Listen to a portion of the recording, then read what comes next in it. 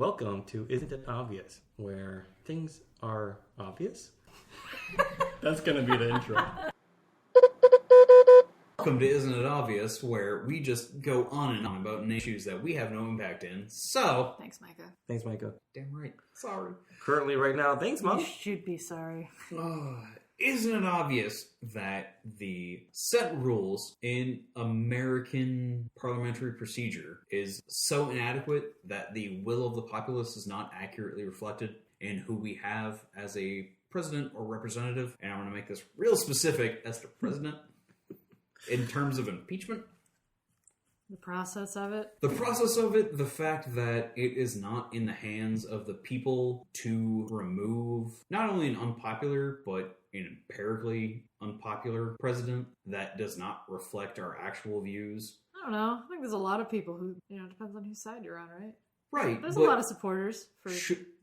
Those for and against, is it antithetical for a democratic republic that we supposedly live in that the actual populace of a government doesn't have a say a few years into an experience of a president to remove that president?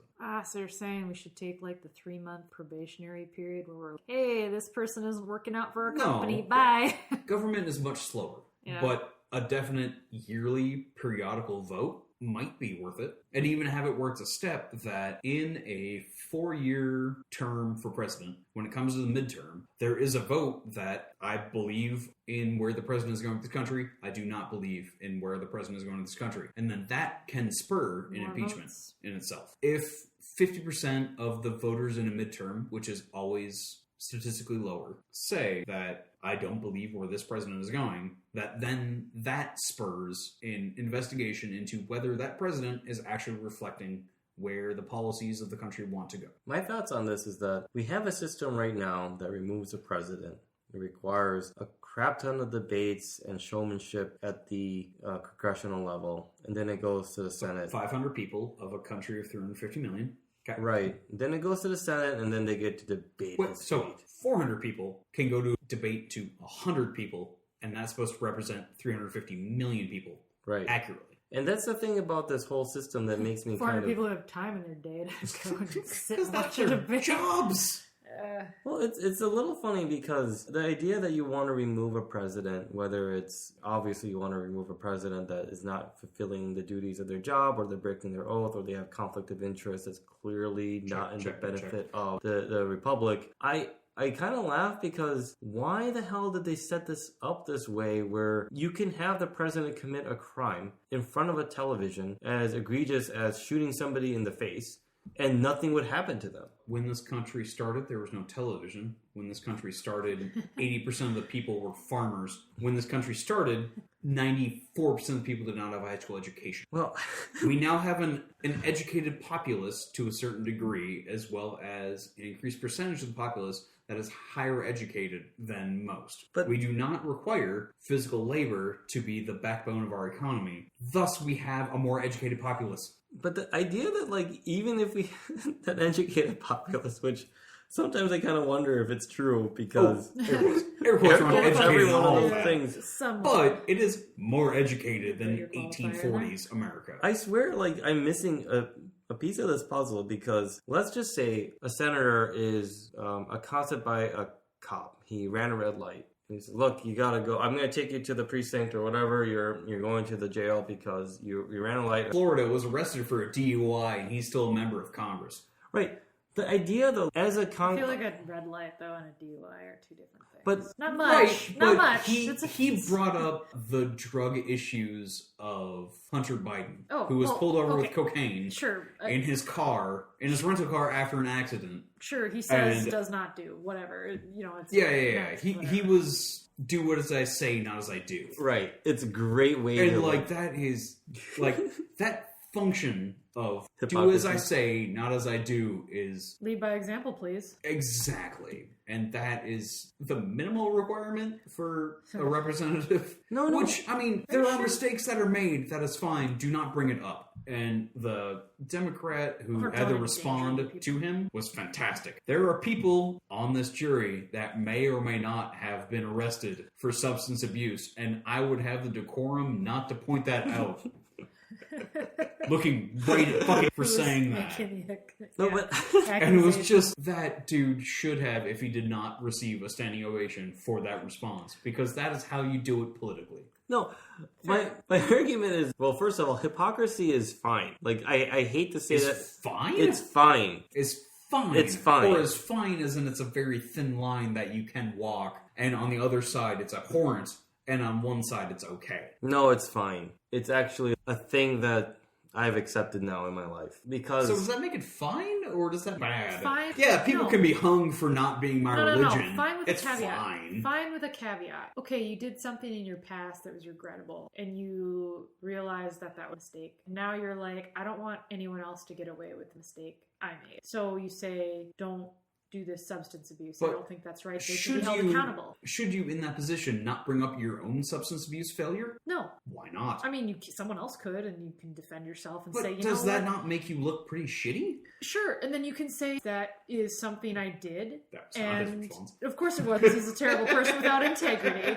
No, but no, what I'm saying is you can say if he came from that point, yes, it would question the validity. No, it doesn't question the validity, but you can still say, like, yes, that was something I did. That is something I did and I learned from it. And I don't think that anyone else should get away with that. I think everyone should be held accountable for it. And here's how I was held accountable That's a fine hypocrisy. And I don't think it... But that's not necessarily hypocrisy, because you're bringing up your own failure. No, someone else would bring it up. Thus, it's not hypocrisy. No, someone else would bring it up and you would have to defend it. That's worse. The other one that, Is like... it? Somebody else calls you on your own bullshit? It's fine. No, if someone calls you I on was your pulled bullshit... over for a DUI, and I'm sitting and judging someone because else? you're not the person who's on trial. I can see from perspective. If I had integrity, I would say, no. I made this mistake in the past, and it was bad, and I learned from it. Thus, your mistake is bad. You can still state a fact without having to bring up your own dirty laundry. If someone's, oh, hey, I'm going to bring up your dirty laundry, you can say, okay, well, that was rude, and we're not talking about my past, but okay, I will address my past. But I don't think it's appropriate to bring up unrelated instance. It might be related in the sense that it's a similar crime, but it's unrelated to the question that is being asked or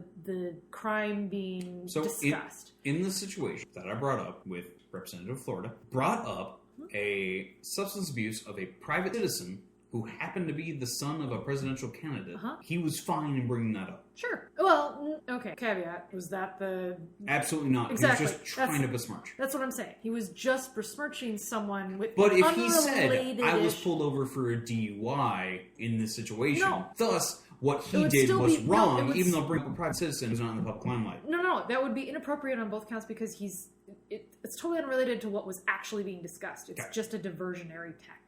That's why So the fact that someone brought up his DUI in response to his... If you're going to be the asshole who's bringing that up. Sorry, Phil, go ahead. No, I mean, like, there's two ways that I can see hypocrisy being fine. And I think not everyone, but this is how I've seen observationally how people function. The first one is, like, I'm a smoker, and then I say, don't smoke, and I smoke right in front of you. That's like, hey, you're being a hypocrite, right? Like, how can you tell me not to and you're doing it? And it's like, it's very much to your case. It's like, well... I could explain to you many reasons why this is a bad idea. And one of them is the fact that it's really hard to quit. Right? But, it's like, but so then it's that'd be logically like, consistent. That hypocrisy is fine unless he's like, oh, smoking is fantastic. I feel so great when doing it. You kids better not do this because, oh, so great. This ice cream is very spicy. Exactly. Yeah. That type of hypocrisy is fine. Like a diabetic eating nothing but sugar is like, I'm going to die from this, but, you shouldn't do it.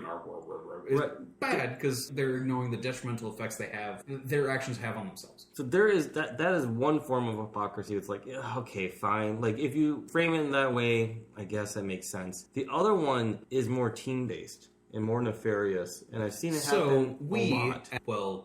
Spend millions of dollars saying that burning fossil fuels is not detrimental to our world, so we can maintain our profit margin. But we know it's bad. But we're just going to bury that. I don't know if that's hypocrisy. I think that's just... Deceit. I think it's just a straight-up bald-faced lie. That's just we're going to pretend we did the thing, so we look good on the face of it, but we're still going to keep doing what we're doing because we don't care. But isn't hypocrisy doing something's bad? No, hypocrisy is saying, don't do that thing, even though I'm doing it. Okay, so that's the do as I say, not as I do. Yeah. And the other one that I think is more nefarious... It's a team sports one. And like, the best example I can think of is, well, my team is doing well. Oh, well, they cheated on that penalty. And they got away with it. Yeah, it was technicality. It's fine. And then it happens to them the next game over. And this is a travesty. How could the ref miss that call? It's obvious holding, right? There is no self-awareness here because it's like, wait a minute, they got away with that last time. But as long as it benefits you, you're going to raise hell. But as long as it benefits you, you won't raise any hell. You'll be, that's just a game. But then the moment that doesn't benefit you, you're going to turn all the switches on and be like, hey, this isn't right, guys. This is a total travesty of the game. This isn't the spirit of it whatsoever. Who's going to argue better? Patriots game had deflated footballs against them. Who's going to make the biggest fuss? Or, I don't know, trash can when the Astros were pitching, where the Astros electronically read the pitching reports from the catcher to the pitcher during the World Series, and they literally banged on a trash can to tell their batter what pitch was coming. Yeah, this is kind of like the game of that's just how the game is played and I want my sports team to win. Is that sort of a very strange thing. I'm willing to go against some of my principles as long as we win this war. But isn't that just really horrible tribalism? This is not horrible tribalism. That is just that's tribalism. Horrible tribalism. Well, that's the idea that win by any means necessary. But it's win by means necessary for my really small microcosm that I hardly belong to. Something if we had integrity. Right, but the issue is that in reality of this game that we play, you want somebody to look out for you. And if you have a very selfish mindset, you're going to think that nobody else is going to do that for you. You go in every day, look, nobody else is going to be my sponsor, my advocate, my marketer. Nobody but I am going to speak for me. It's going to speak for me. Oh, sure. Except for this candidate. He's the one that is going to go in my corner. You have to pick your battles very diligently, but it's hard to prove a negative. That's the thing. In a general situation, it's very hard to prove a negative. But that's the idea of the tribalism, though. I know that many of these candidates are not going to support my plights. So what you're saying is humanity needs an external actor in order for us to rile against, and then we'll actually have unity on a planet? I think you're putting words in his mouth. But yes, that's exactly it. I also think you're just hoping that something will happen. No, but that we'll have to band together as oh my god, the human race. I want an alien invasion that we lose to, because then we will at least band together as I don't know about that species. And I don't think that we run this planet.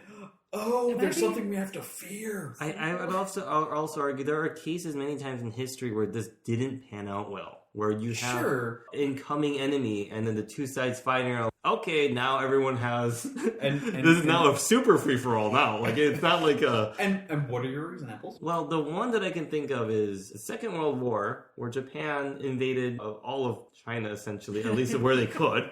And the Chinese were, at the time, kind of preoccupied with their own kerfuffle. And they were like, hey, can you please stop invading our lands? We have our own internal dispute we wish to solve first. And then we can talk about this invader, which is you. And Japan's like, look, I don't have much time. I got to do a lot of things here. And I have a really strict timetable. This is just a business decision. If you do not like it, please... Korea's over there like, it's fine. Yeah, and everyone's like, wait a minute, who are these guys here, and why are they hoisting their flags everywhere? And then China had to make a decision of, are we going to actually work together and figure this out, or is this going to be a super free-for-all? And they're like, I don't know, what do you think? I don't trust you. Okay, well, let's just pretend, but not, but they're essentially making a case where they didn't really work together, but they kind of did, but they backstab each other, and there's just cases of they didn't unify as what you would expect them to do for the benefit of themselves because they thought they would come out on top. And there are cases like that happening all over in the Middle East. There's cases where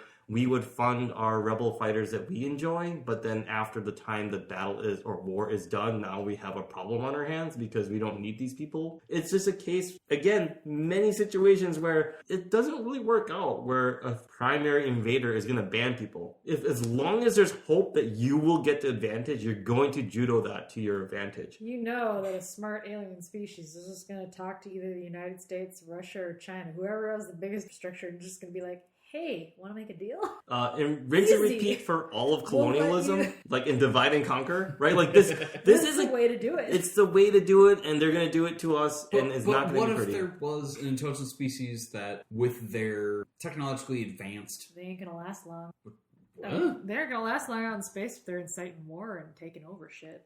Someone's going to And if there are the point where they just bulldoze it for resources, they'll Yeah. just look at us like squirrels. Like, who cares about you guys? Like we do to squirrels. They're not going to worry But about in Columbus Day, is it not more beneficial to... infrastructure and no. That was the Ruhar. The Kristang method, where they just would have gone down, taken out major populace, but left the infrastructure in place. And then took slaves. Yeah. They didn't work with... Yeah, but that's one fiction. There's But also... would that not ban Yeah, more but here's humanity? the thing. The Kristangs were also under another bigger power. But they didn't know that at the time. And here's another thing. There's another... Like, you're Show taking notes, from, folks. You're Show taking notes. from fiction here. Columbus Day is a great show. Because we have no alien invasion But- to cite from, it's okay. going to be fiction. Hey, okay, well, Foreigner series with CJ Cherry. Also, That great wasn't- fucking... I'm not disagreeing. Great fucking story. Anyway... That was not alien invasion of Earth. No, but it's definitely spacefaring species So who go we out had and make... We had technology to work from. No, but later on in the series... I And shouldn't weren't give we up... the more technology? Would you let me advanced finish a that- goddamn sentence there? So, yes, but there's later on in the series, another species that gets involved, and the main character, Brent Cameron, makes a point of, you're going to be going out through space. You can't just willy-nilly start destroying, the first thing you see. You communicate first. You try to see what the other entity is. As would someone who was trained in generations as a diplomat would do. Okay, yeah, but as a species, if you're going to survive long enough to reach the galaxy, whatever, and explore unknown lands, you're not going to get very far if you just, annihilate everything without... You won't have people fight it back. Yeah, until you come up with something that's bigger, better, and stronger, and they're going to be like, oh... Excuse me while I swat you like the fly you are. There is a comment from Carl Sagan's The Cosmos from a long time back. He imagined that when two super powerful alien cultures would meet, that they would trade notes and explore the galaxy together in peace. Because at that point, Maybe. any spacefaring civilization is not going to result to hostileness. I would hope so. I was like, But wait maybe. a minute. Like, But maybe. that's not how I would see that happening. They might do that that's after because an we're- incredibly hot war when many solar systems would go away. Yeah, but we're Right. taking this from a human perspective, and we're all very, an American. Human-centric. No, Well, in an American-centric. American human perspective, where I- everything we do is fucking a I war. disagree. Here's the Everything we thing. do is a war, Micah. We're warring right now. I'm going to fight you War on this. drugs, war on poverty. Fine, Christmas. fine. Not even... Damn it. Not even our social dictation of how we say things. Name me any herbivore that would become a spacefaring species. Name me any specific herbivore. There's... A cow. Tell me how a cow gets to space. I guarantee you that they're opportunistic carnivores when they get the chance. But they are not innately carnivores.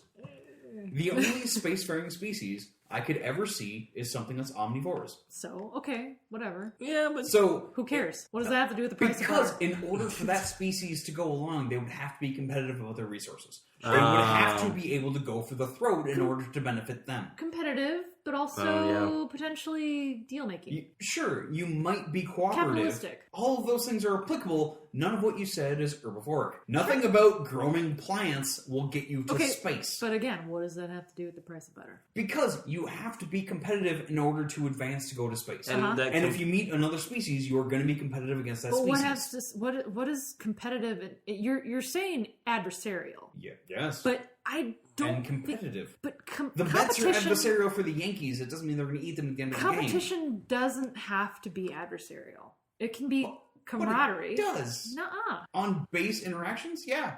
No, Well, I there is- disagree. You can Name have. or along the same veins as an herbivore, name me a parasitic species that would get to space.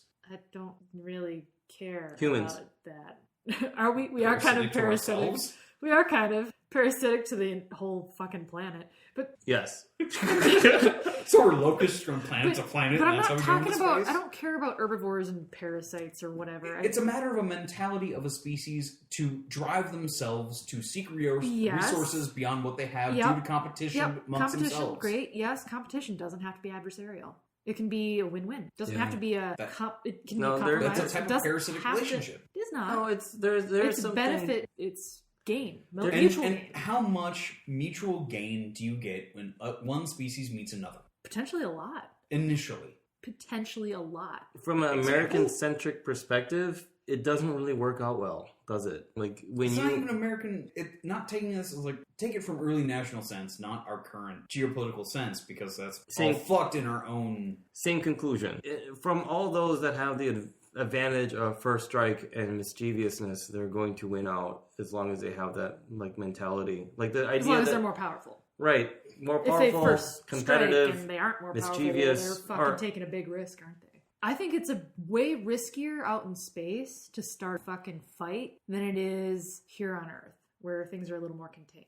Out in space, with a species who's also developed technology that's superior to what we have now, for example, you don't want to start a fight like that. Nukes, mutually assured destruction. You're going to be way more cautious. I agree with cautious, but I think that they would start a fight if they think they could win it. And they could probably do that with scouts. You would send out probes first. You would mask them so they wouldn't know where the signals are coming from. Assuming you're in the business of taking over. If you're, No. Even if as what is most beneficial for humans would be a Van Neumann-esque probe. And you send out Van Neumanns in very masked origin and the ability to cause massive global destruction on what's perceived as an enemy, that would be the preferred option. Yeah, if you see them as an enemy. But anything that is perceived as an enemy. And anything that's... Anything other? Yeah. Right. Anything other that is of a technological establishment to threat Earth. I'm sorry, it's not a way to come at things. You should do tit for tat. That's going to win every time. Cortez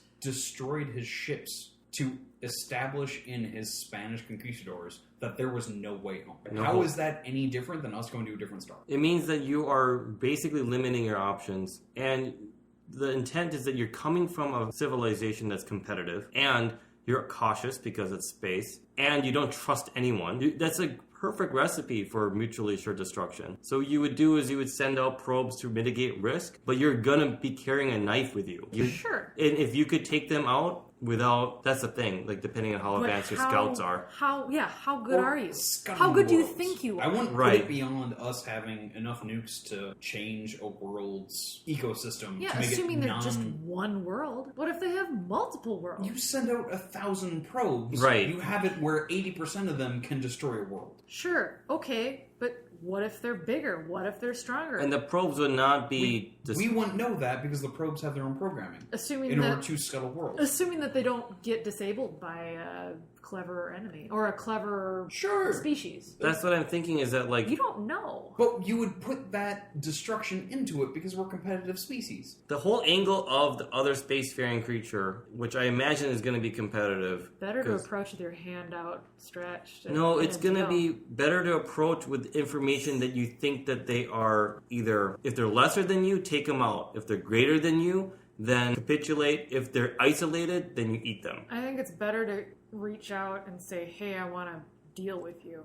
I would rather deal with you and find out more about who you are. Sure, and then you give our origin star that whole end of the arm, and they know exactly where to go to get to us. I would argue that you would just avoid them. You would avoid them. I think that would be better. Right. But if you can't avoid them... If you can't avoid them, you destroy. If you can't destroy, then you capitulate. Yeah. It has to be... I would do it the opposite. But that's I would do the opposite. That loses in game theory. No, not capitulate, but no. You would absolutely capitulate. Yeah, I would if the incoming force that you're meeting, or like you meet the force and you know that they're just greater, then you're going to be like, hey, shoot, you discovered us, there's no way out, right, because you burnt our ships behind us. Now we have to talk about, like, can we be friends? Right, like, haha, like, just kidding, guys. But they should know that my intent is competitive, that it's going to be resource-based, and that I'm selfish. Like, that's just basic risk management. Yeah. It's better to establish yourself as a threat and negotiate than expose yourself with weakness and you can't back it up. See, this is I think why we're gonna fail as a species. This is because I agree with this. Men. It's not a matter of that. It's a matter of competition for resources, which is what Expanding the Stars will be. Yeah. Everybody's fighting for resources if we get to an intergalactic stage. Maybe. I don't... What's the inverse? A galactic senate? Maybe. Uh-huh. And how long till the Sith take over and we have an empire? 10 years. The empire wasn't wrong. So you're just trying to find the right intergalactic species to follow. No, I'm just saying I don't think it's... beneficial to go on the offensive immediately. I agree with that. I think it's always best to first seek to deal with the other. If they can't be dealt with, then you destroy. How do you deal with an other you've never met based on programming you sent out 100 years ago? You'd have to be peaceful. You have to approach it peaceful first. Yeah. But you have to establish that you can defend yourself. You can That is true. Yes, you would want, hopefully you would be able to. Not hopefully, you have to demonstrate that. No, you have. Yeah, yes, you absolutely do. Not necessarily. If the Spanish came over here and all of a sudden the Aztecs had guns, it'd be a bit different of a world history. Because they could know they could defend themselves. The idea of tit for tat is that tat will come, right? If they know that you are just a squirrel, then they don't care. So like they don't have to know it. They can maybe assume it, or they could suspect it. Yeah. You send out a Van Neumann. That's the thing, you don't know. So dealing on that risk. What if they can tat? What if they can? I don't know it, but what if they can? I do agree with you there. Then in that case, in almost every situation, if you want the longevity to spread, you would have to seek out peace first, but you need to be able to develop the capability. But you would have to be able to show that you can strike back. Fuck you if you do. But but that being said, if you know that if the civilization you're facing up against is weaker, there's no reason why you wouldn't just gobble them up. Except for retribution. If you don't know. But if they're isolated, and then the funny thing is, you would expect your opponent to be scouting you back, right? So, now it's well, shoot, I know that you know that I know, but do you know that I know that you know that you know? It's And what about people who don't think the way we do?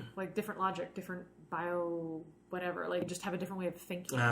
So maybe they see us say we're on the offensive here, right? We're going to destroy this isolated community that's just minding their own business. And we're hey, we really want this resource. But this other interested party is hey, this is kind of our ally. Or we've been keeping an eye on this and we've been researching them for a while. And the fact that you destroyed them really pisses us off. So we're going to just take you out. So going in and destroying without knowing. But not you don't necessarily destroy a biome. You have the power in which to upset that. But if you interact with a species, that spectrum of communication that we use triggers something, and then that probe nukes something else, be we have this. Hold on, we can talk about things. Because you establish a sense of force on a non-viable source. Why would you shoot someone in the foot and then say, don't worry, we won't shoot you again if you just behave? So if I shoot that dust mote behind you, that's me shooting you in the foot? It's a threat. I don't want to deal with someone. But the thing is, I don't negotiate with fucking terrorists. It's establishing a source. Fine, kill me. Go ahead. Okay, you meet someone from Finland. You speak nothing. Do you feel you'd be better off in conversation without something to defend yourself with? Maybe. Ooh, that's a tough question. You speak none of the language. You understand nothing about them. So I seek to understand first. But oh man, that's a tricky one. If you don't have a means to support your side in terms against violence, who's to say they're gonna strike first? You have to assume they will. You don't have to do that at all. They're not necessarily human. You need to human. prepare for it. You don't have to use the force. Yeah, absolutely. Oh man, that's tough. You don't though. Absolutely. It depends. You're on a Okay, you're negotiating with another species. You send a representative. You don't have to send the whole fucking fleet. No. You are a ship in the Glabarkian system, and you come across a Glabarkian. Yep. You're one of potentially many. Sure. And they are one of potentially many. Sure. You don't know and they don't know how many that many is. Are you saying you would not want a means to defend yourself in this situation? I would say I would signal a non-aggressive... It doesn't matter what you signal. Would you not want a means to defend yourself in that situation? Sure. It's not what they do, and it's not what you do. Yeah, but you're not... It's from your position. Means are different than strike first. Yeah. Having the arsenal is one thing, but using that arsenal is another. But in here, I just want to say that nobody is going to care if alien force versus alien force is hypocritical or not, right? It's wait a minute, you said you weren't going to strike first and you did. It's who cares? You guys clearly understand the math in this. Are you A, benefiting me, or B, benefiting you? That's the same case. Or C, benefiting us both. C, benefiting, yeah. But in reality, it comes down to... I think win-win. If you want to compromise your whole life, that's your problem. But in reality, to me, it is not even benefiting us both. It's just A or B. It's Boolean. It's the sense of, are you getting what you want, and am I getting what I want? I hate false dichotomies. But the idea, though, is that nowhere in hypocrisy is this mentioned. right? It's like it's clear that they're doing something that benefits them. They're a rational actor, and whatever they do to get to that point that's all that really matters. Which is why I'm like, well, hypocrisy is kind of a funny way of saying your showmanship sucks. But ultimately speaking, it's really they're doing what they can get done to get what they need. And honestly, if you're part of that camp and you believe that, then you don't mind if they're a bit hypocritical. It's a very valid point. And I would say the fact that this discussion started with impeachment and ended where it did is a fine place to end. I guess. Thanks, Mom. Thanks, Mom. Bye, Mom.